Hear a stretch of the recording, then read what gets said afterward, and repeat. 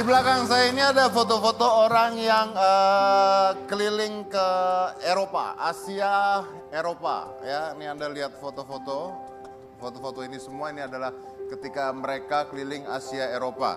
Nah, tujuan saya taruh di foto-foto ini di sini adalah kita mau bikin postcard terus kita jual sebenarnya.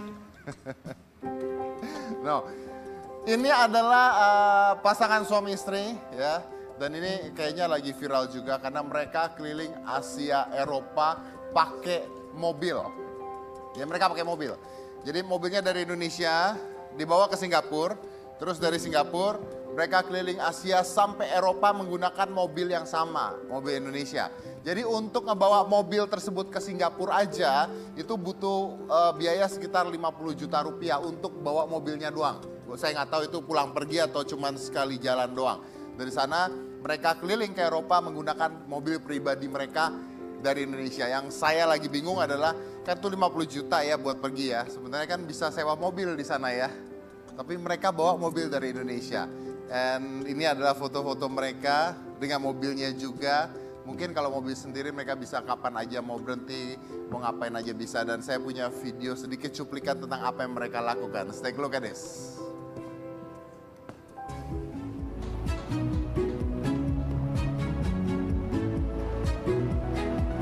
Jika kebanyakan traveler menjelajah dunia menggunakan pesawat, beda halnya dengan pasangan yang satu ini. Teddy dan Yana.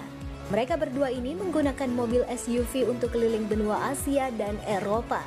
Perjalanan pasangan suami istri dari Jakarta ini dimulai dari bulan Mei 2017. Tur keliling Asia dan Eropa menggunakan mobil ini memang sudah cita-cita mereka berdua sejak lama. Dan menurut Teddy dan Yana, dengan naik mobil jadi bisa lebih menikmati pemandangan di setiap kota, bukan hanya kota-kota besarnya saja.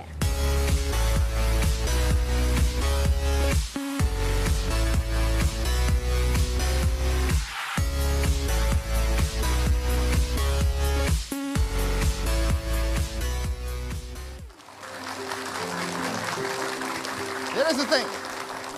Tahukah Anda bahwa kalau Anda nyetir kendaraan di Indonesia ya, kenapa, gini, saya tanya gini. Mobil itu kalau di jalan raya adanya di kiri apa di kanan? Di kiri ya, di kiri bukan di kanan ya. Jadi mobil itu adanya di kiri. Jadi kiri itu buat maju sini, misalnya kanan buat larinya ke sini. Tapi basicnya adalah kita dibiasakan kalau jalan itu di sebelah kiri, betul ya? Jalan di sebelah kiri. Oke, the question is, kenapa mobil jalannya di kiri? Kenapa nggak di kanan? Ada yang tahu? Kenapa mobil jalannya di kiri? Kenapa nggak di kanan gitu? Kenapa kita diajarin dari dulu jalan tuh di kiri? Kita kalau mau mendahului ke kanan, benar kan? Tapi kalau mau jalan biasa, mobil tuh di kiri. Now, why mobil jalannya di kiri? Tahu? Nggak tahu? Ya. Ya udahlah, nggak usah dijawab ya. Oke. Now, kenapa mobil jalannya di kiri? Karena orang Indonesia adalah right hand driver. Karena orang Indonesia mengemudi mobil, setirnya di kanan. Jadi kalau kita nyetir mobil itu setirnya di kanan, penumpangnya di kiri. Kalau di luar negeri atau di Eropa, itu banyak yang setirnya di kiri, penumpangnya di kanan. Kebayang? Jadi kalau setirnya di kiri, mobil itu jalannya di kanan bukan di kiri. Jadi logikanya adalah kalau kita setirnya di kanan, kita bisa melihat ke arah, kita bisa lebih melihat ke arah kanan ketika misalnya ada mobil nyalip dan sebagainya, kita bisa ngelihat dari spion kita. Makanya kita nyetirnya di kiri, kita bisa konsen ke kanan.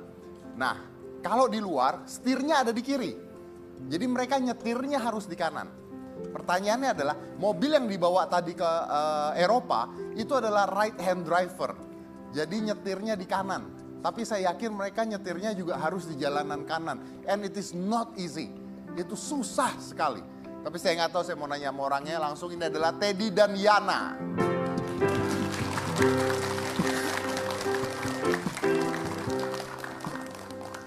Oke, apa kabar? Ini Mbak Yana, Iya, Teddy. Mas Teddy, Cika Jessica. apa Saya kabar? fotografer. Fotografernya. Yang moto-moto ini Yang tuh. yang moto-moto Iya, itu. itu saya. Oh, Saya nggak silakan. kelihatan kan Pak? Ya, karena kamu moto. Iya, betul. Kamu moto. Silakan fotografernya duduk. Boleh deketan ke situ Tante sama Om? Iya. Tadi saya nanya sama penonton, ini nggak tahu saya benar nggak, coba tolong dikoreksi. Anda kan bawa mobil dari Indonesia ya? Iya. Nah, tadi saya menerangkan tentang kenapa jalan harus di kiri karena right hand driver. Iya. Benar ya? Iya. Sedangkan di Eropa itu kan banyak kan left hand driver kan? Iya, Nyetirnya semuanya. di kiri? Kecuali Inggris. Kecuali Inggris, Iya. semuanya di kiri. Iya. Artinya jalannya di kanan. Iya. Nah itu kan susah, ribet kan? Karena tidak terbiasa untuk ganti posisi kan? Iya. Jadi awalnya saya tuh mungkin agak bingung kan mulai left hand drive-nya itu waktu di Kamboja. Oh mulai berubah tuh waktu di Kamboja? Iya, di Kamboja. Nah, terus patokan saya hanya bahwa saya ada di samping trotoar. Iya. Jadi Anda kayak belajar mobil lagi dong? Iya, karena kalau saya nggak di samping trotoar berarti saya salah jalan. Berarti di jalan yang kayak di Indonesia. Jadi saya harus ada di sisi trotoar, istri saya yang di tengah jalan. Oh, jadi patokannya pokoknya Gitu. kalau Anda nengok nih harus trotoar Iya. aja? Kalau saya nengok itu cuman continuous line atau line dotnya itu berarti saya ada di tempat yang salah. Ya, jadi itu benar. Jadi kalau kita kan nyetirnya di kanan. Jadi di sini nih trotoar kita ngeliat jalan gitu kan Iya. sebenarnya di Indonesia. Nah ini kebalik. Dia jalanannya kanan, tapi nyetirnya ngeliatnya trotoar. Iya, iya. Berarti dong. Pertama-tama istri saya khawatir juga karena Agak dia kaget kan terus tuh mobil lewat. nggak bisa santai. Nggak bisa santai. Tapi ya dia sebagai mata saya, jadi waktu mau nyusul kan saya nggak kelihatan ketutupan Iya, depan ya. karena Jadi saya tanya kosong apa enggak? Posisi setirnya salah udah. Iya, iya. Tapi itu udah dipikirkan dari sebelum pergi, Pak?